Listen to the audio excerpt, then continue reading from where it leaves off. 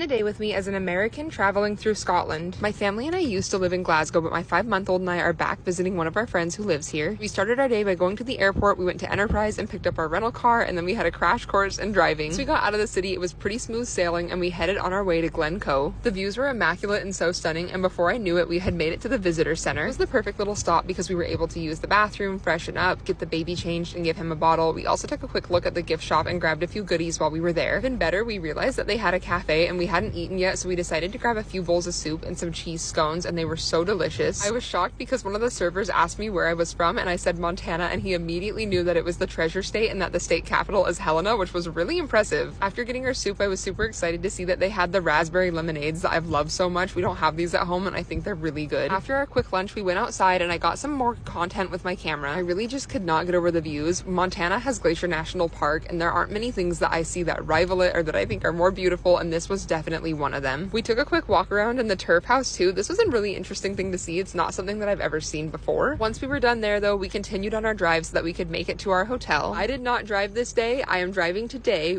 but I was able to sit in the passenger seat and observe. Usually when we're in Glasgow or in Scotland, we've ridden in the back seat, so it was nice to be able to get some observation in before actually taking the wheel. We hit our first single track road going around the loch, which honestly was not as bad as expected, and like a typical tourist, every time I saw a cow or a sheep, I had to stop and take a video, which is very ironic given that we have cows of our own at home and many sheep. This is nothing new, but they were so sweet. We opted for the scenic route instead of taking the ferry, and then we eventually made it to the inn at Ardgour. I don't know if I'm saying that correctly. I looked up pronunciation. Please let me know if it's wrong. This was the sweetest hotel though, and the customer service was incredible. They upgraded our room so that we could fit Wade's little cot in there, and once we were settled, we went ahead and had dinner down in their restaurant. The inn was super charming, and I loved some of their decor. It was quite funny.